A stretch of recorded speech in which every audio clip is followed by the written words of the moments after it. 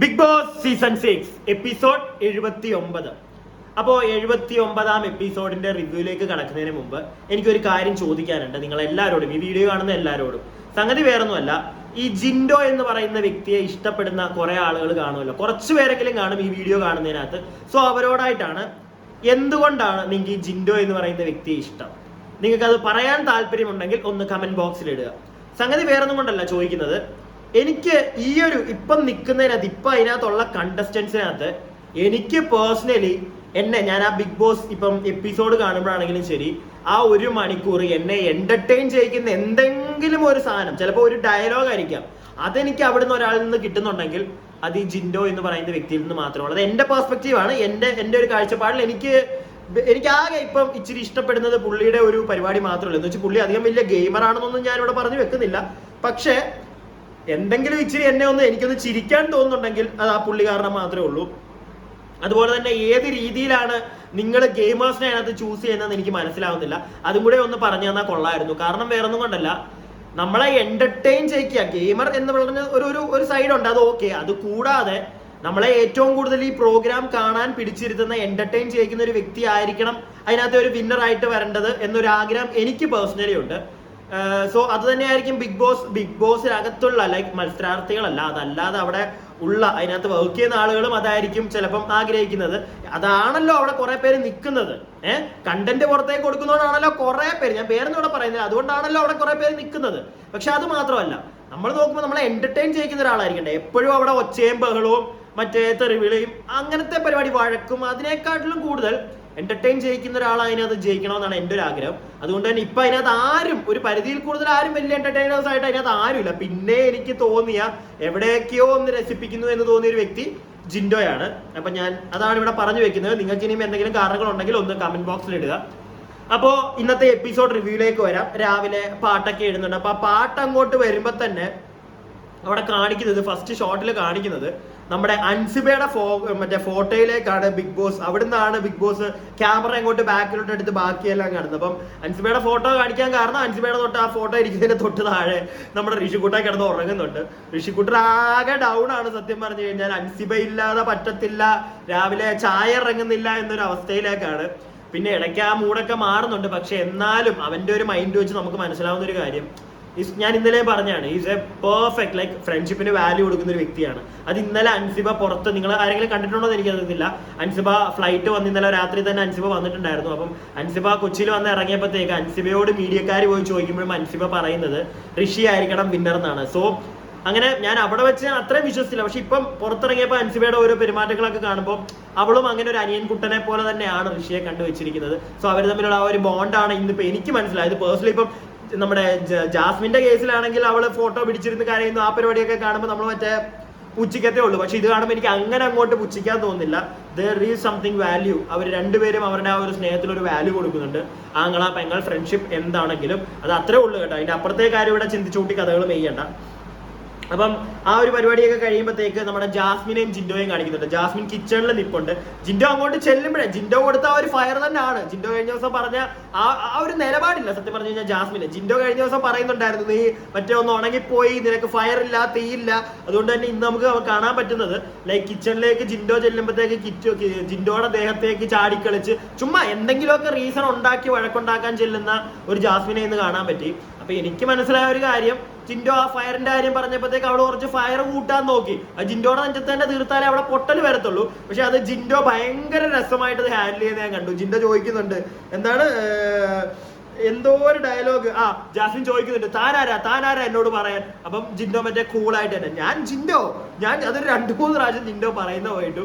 എനിക്ക് ഭയങ്കര രസമായിട്ട് തോന്നി കേട്ടോ. ജിൻഡോ എങ്കിലും അതിപ്പോ അവിടെ നിൽക്കുന്നവർക്കാണെങ്കിൽ ചിരി വരുന്നുണ്ട് ജിൻഡോ അത് പറയുമ്പോഴത്തേക്ക്. അപ്പൊ അതിന്റെ ഇടയ്ക്ക് ജാസ്മിൻ പറയുന്നുണ്ട്, എന്നാ ഞാൻ രമണി എന്നൊക്കെ പറയുന്നത് ഇവിടെ കേട്ടു. ജാസ്മിന്റെ ഒന്നും അങ്ങോട്ട് ഏക്കത്തില്ല, പക്ഷെ ജിൻഡോ പറയുന്നതിനകത്ത് ഒരു രസമുണ്ട് അത് കേൾക്കുമ്പോഴത്തേക്ക്. അപ്പൊ എന്തോ അവിടെ രാവിലെ ഫുഡ് ഉണ്ടാക്കുന്നതിനെ പറ്റിയുള്ള ഒരു അങ്ങോട്ടും ഇങ്ങോട്ടുള്ള തർക്കമാണ്. വലിയ കാര്യമൊന്നുമില്ല. ജിൻഡോ അങ്ങോട്ട് നേരത്തെ ചെന്നില്ല ഫുഡ് ഉണ്ടാക്കാൻ എന്നുള്ള വർത്തമാനമാണ് അവളുടെ. അങ്ങനെയൊക്കെ ജാസ്മിൻ ഒരിക്കലും ഒന്നും പറയാനുള്ള ഒരു ഇതില്ലാത്തൊരു വ്യക്തിയാണ്. കാരണം അവിടെ ഗബ്രി എന്ന് പറയുന്ന ഒരു വ്യക്തി ഉള്ളപ്പോൾ ജാസ്മിൻ കാണിച്ചു കൂട്ടിയതും ആ കിച്ചണിലേക്ക് ഒന്ന് കയറാഞ്ഞതും ഒക്കെ, അല്ലെങ്കിൽ ആ കിച്ചണിൽ കയറി കഴിഞ്ഞാൽ മറ്റേ തുമ്മി ഇടുന്ന പരിപാടിയും ഇതൊക്കെ നമ്മൾ കണ്ടതാണ്. അതുകൊണ്ട് തന്നെ കിച്ചണിൽ ഒരാൾ ചെല്ലുന്നില്ല അതുകൊണ്ട് തന്നെ കിച്ചണിൽ ഒരാൾ ചെല്ലുന്നില്ല എന്ന് പറഞ്ഞ് അവിടെ കിടന്നൊരു കണ്ടന്റ് ഉണ്ടാക്കാൻ ജാസ്മിൻ വോത്താണോ എന്ന് ചോദിച്ചു കഴിഞ്ഞാൽ ഒരിക്കലും അല്ല. പിന്നെ ജാസ്മിന്റെ ഗെയിം ഒരു കണ്ടന്റ് ഉണ്ടാക്കാൻ നോക്കി, പക്ഷെ ചീറ്റിപ്പോയി എന്തായാലും. അപ്പം അതിന്റെ ഇടയ്ക്ക് തന്നെ ജാസ്മിന്റെ സംസാരത്തിനിടയ്ക്ക് തേങ്ങ മാങ്ങ അങ്ങനത്തെ കുറെ മറ്റേ അവളുടെ ഒരു സ്ലാങ് ഉണ്ടല്ലോ, തെറി പറയാതെ എന്നാൽ ഏറ്റവും ഗ്രൗണ്ട് ടു എർത്ത് മറ്റേ താഴെ തട്ടിലുള്ള കുറെ തെറികൾ പറയും.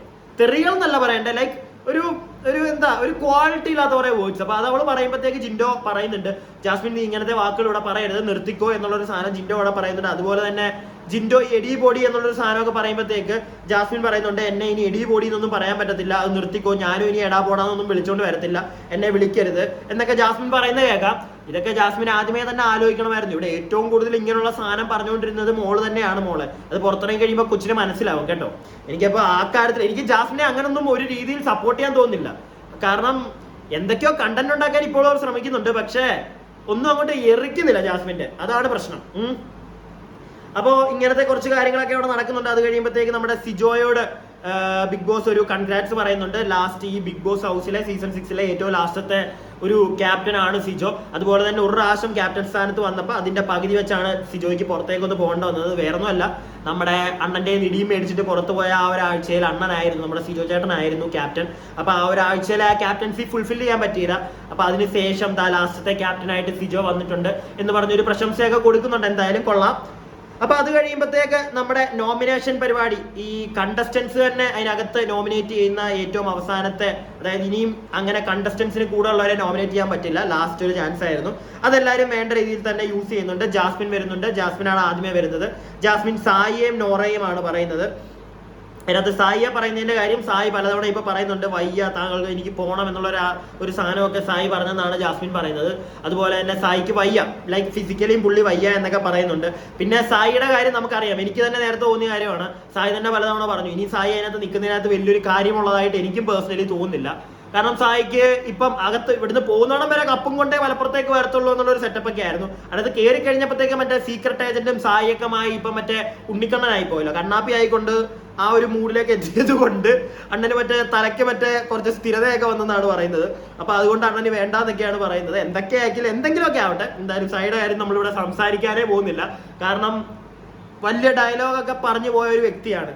അത്രേ എനിക്ക് പറയാനുള്ളൂ, കൂടുതലൊന്നും ഇനി പറയാനില്ല. ഈ പുറത്തുള്ള കാട്ടായൊക്കെ ഉള്ളൂ. അത് നമ്മളെല്ലാവരും പൊതുവെ അങ്ങനെയാണല്ലോ, നമുക്ക് പുറത്തിരുന്ന് എന്തും പറയാൻ പറ്റും. അകത്തോട്ട് ചെന്ന് കഴിഞ്ഞാൽ ആ മോഡൊക്കെ മാറും. ഞാൻ സായിയെ മാത്രമായിട്ട് കുറ്റം പറയുന്നില്ല. എനിക്ക് അതുകൊണ്ട് തന്നെ സായിയുടെ കേസിൽ ആ ഒരു ടോപ്പിക് എടുത്ത് സംസാരിക്കാൻ താല്പര്യമില്ല. സായിയായി, സായിയുടെ പാടായി. എന്തായാലും അവിടെ നിൽക്കാതിരിക്കുന്നതാണ് നല്ലതെന്നേ ഞാൻ പറയുള്ളൂ. പ്രത്യേകിച്ച് ഗുണമൊന്നും ഉണ്ടാവുന്നില്ല, കണ്ടന്റും ഒന്നും വരുമെന്ന് എനിക്കിനി തോന്നുന്നില്ല.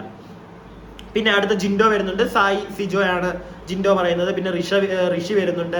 സായിയും നോറയാണ് പറയുന്നത്. നോറയുടെ മറ്റേ ഫേക്ക് പരിപാടികൾ, അങ്ങനെ ഓരോരുത്തർ വരുന്നുണ്ട്, ഓരോ ആൾക്കാരുടെ പേര് പറയുന്നുണ്ട്. അതിനകത്ത് നോറ വരുമ്പോൾ പറയുന്നത് നമ്മുടെ, ഞാൻ 1-2 പേരുടെ മാത്രം പറയാൻ തുടങ്ങി കഴിഞ്ഞാൽ എല്ലാവരുടെയും പറഞ്ഞ് എന്തിനാണ് വെറുതെ നിങ്ങളെ വെറുപ്പിക്കുന്നത്.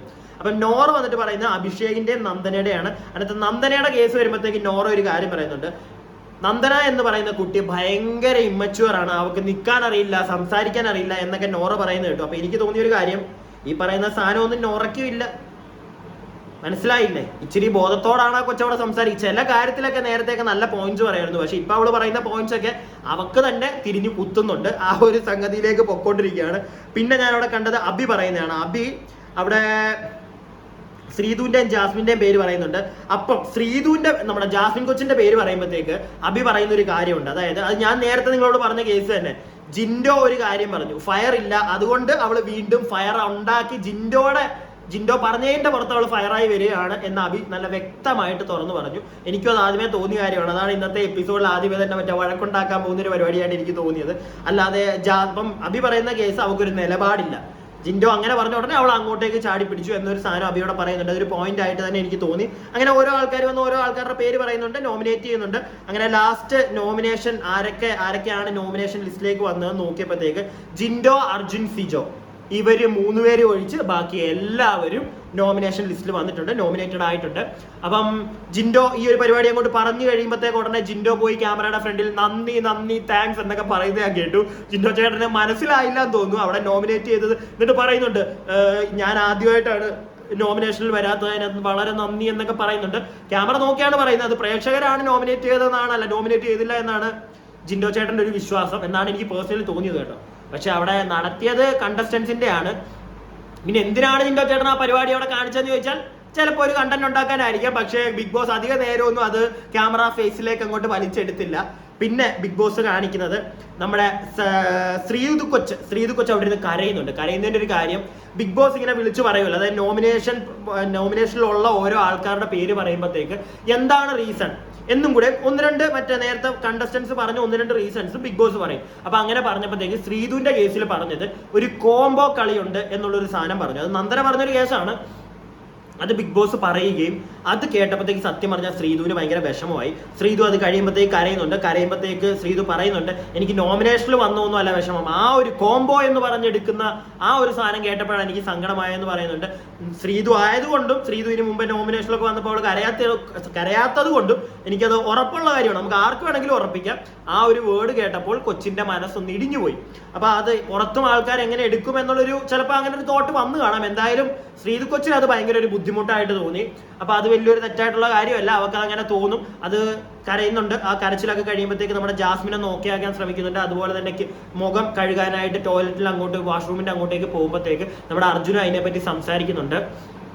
പോട്ടെ, ആൾക്കാർ പല മെന്റാലിറ്റി അല്ലെ അങ്ങനെ പലതും പറയും എന്നൊക്കെ പറഞ്ഞ് അവരുടെ ആ ഒരു കോൺവെർസേഷൻ വരുന്നുണ്ട്. അത് കഴിയുമ്പോഴത്തേക്ക് വീണ്ടും ശ്രീതു തിരിച്ചു വരുന്നത് നമ്മുടെ ജാസ്മിന്റെ അടുക്കലാണ്. ഇവർ തമ്മിലുള്ള ഒരു ടോക്കിന്റെ ഇടയ്ക്ക് ജാസ്മിൻ പറയുന്നുണ്ട്, ജാസ്മിൻ അങ്ങനെയൊക്കെ ചിന്തിച്ചെടുക്കാനുള്ള കഴിവൊക്കെ ഉണ്ട് കേട്ടോ, അത് വേറെ കാര്യം. ജാസ്മിൻ അപ്പൊ അവിടെ പറയുന്നുണ്ട് എനിക്ക് തോന്നുന്നു ശ്രീതുന്നോ നമ്മുടെ നന്ദനെ ആയിരിക്കും ചിലപ്പോൾ ആ ഒരു കാര്യം പറഞ്ഞത്. കാരണം ഇതിന് മുമ്പ് ഒരു ടാസ്കിന്റെ ഒരു ഗെയിം ഏതായിരുന്നു, നമ്മുടെ മറ്റേ റാങ്കിങ് ടാസ്കിന്റെ സമയത്താണെങ്കിലും നന്ദന ഈ ഒരു വേർഡ് യൂസ് ചെയ്തിട്ടുണ്ടായിരുന്നു, കോംബോ എന്നുള്ളത്. അതുകൊണ്ട് തന്നെ നന്ദനെ ആയിരിക്കും എന്നൊരു ഡൗട്ട് ജാസ്മിൻ അവിടെ പറയുന്നുണ്ട്.